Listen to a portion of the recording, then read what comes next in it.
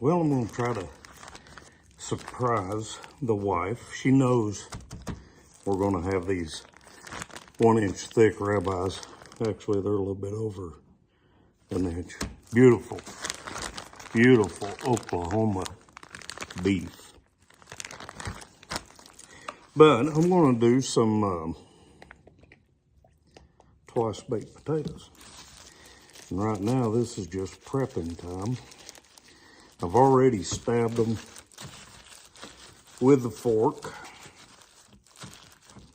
And you do that so that it will let the steam off, and you oil them, because this oil will get hotter than the steam inside the potato, and it'll make it cook and get fluffy inside. So that's what I'm looking for, and it crisps the skins up, because I like to eat the skins.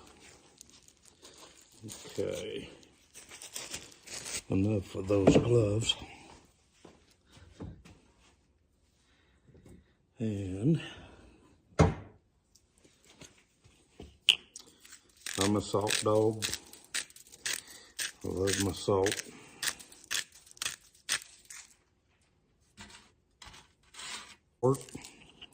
Anytime, this is going to take probably an hour and a half to do a twice bake. I am going to bake these, cut them open, scoop it all out, put it in a bowl, and just mix up a lot of good stuff and put it back in and bake it again. Okay, we're at the oven. She's preheated. She's almost 300 degrees. I'm gonna go ahead and put them in. And we will let this ride. Let's give it an hour and 15 minutes. This cook is also going to have shrimp. So it's going to be baked potato, steak, and shrimp. And I'm going to blacken this. This cook will happen on the Blackstone.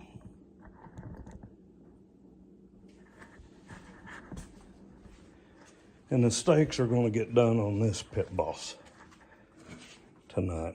Usually the other Pit Boss gets used, but we're going to use this one. But we're going to cook these shrimp on the Blackstone, and I'm going to blacken season the shrimp. This will be for the twice baked potatoes. Got cream cheese, got a Fiesta blend shredded, and some green onion.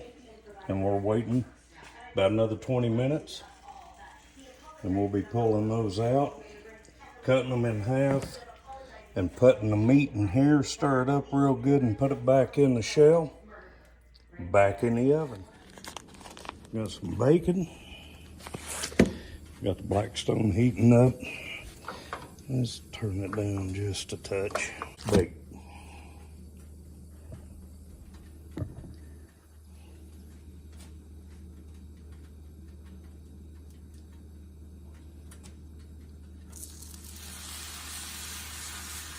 And of course, I want some of this bacon grease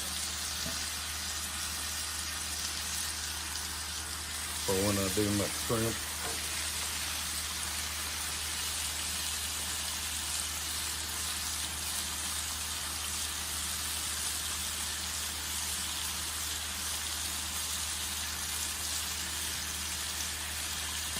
Goes really well with the blackening.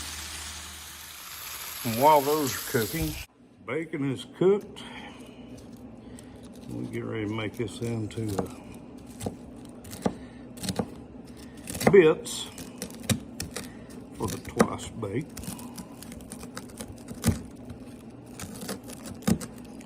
Might have got them good and crunchy. That's okay.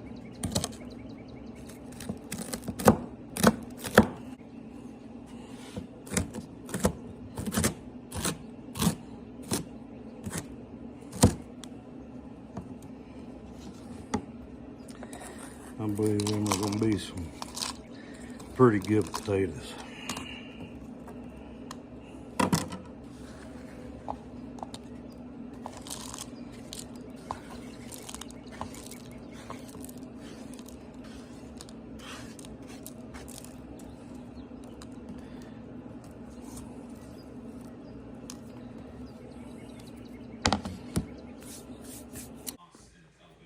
Okay, time to load.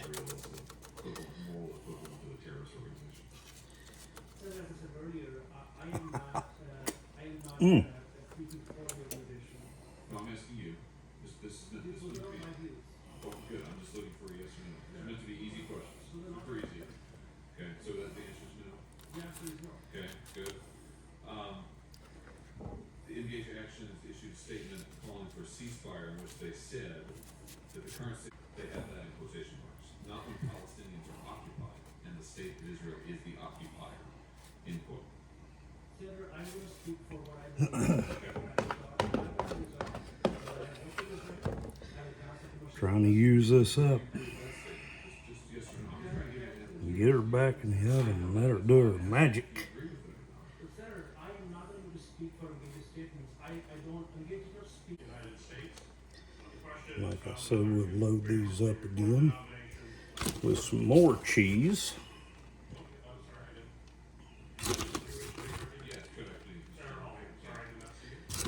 Even though the mixture has cheese.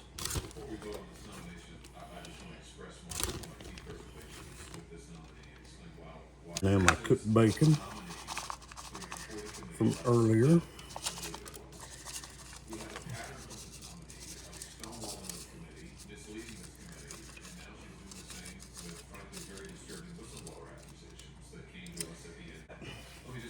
Going back in the oven. And I am going to, let's give this 15 minutes. We're there.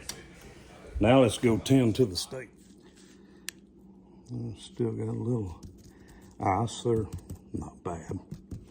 We'll dry them off just a touch.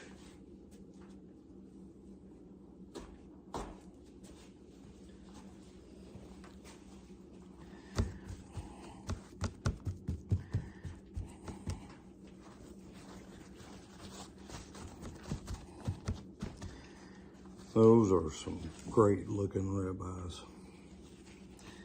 I'm going to use just a touch of oil for a binder. And you're like, why do you need a binder with that kind of steak? Well, I'm exactly that kind of guy. I feel the same way. But I want to do something different today. I want to do a reverse sear. Be my first time. I've always cooked them and seared basically at the same time and try to get that perfect medium rare. Well, I guess theory-wise, you can do a better job doing the reverse sear. And this secret weapon, pretty much salt and pepper. And I'm going to go pretty heavy on it since these are such thick steaks.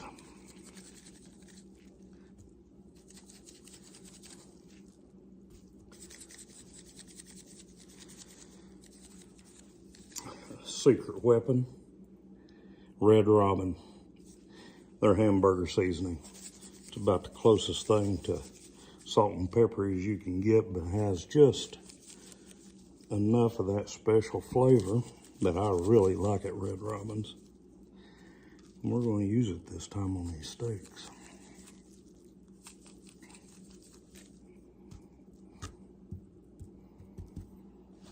All right, these are going to rest and let that seasoning just kind of soak into the meat a little bit. And then we're going to go to the pellet grill and get it at 250, and we're going to smoke these till I have an internal temp of about 120, 125. And then we're going to open up the door and let the flame sear it for its final. About a minute on each side on that sear, but you're going to get to see that. We will get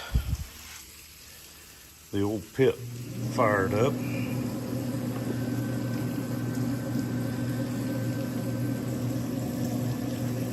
her get good and lit before we adjust her, but we will take it to 250, and then the steaks won't be a time cook, it will be a temp. When they hit about 120, 125, then I will slide back center of this pit boss, get open flame, and that way we can sear each side for about a minute. Okay, it is plated up, and like I said before, this was a steak given to us by David Brankamp, good friend of mine. That is a awesome steak. We're getting ready to eat this. Until next time.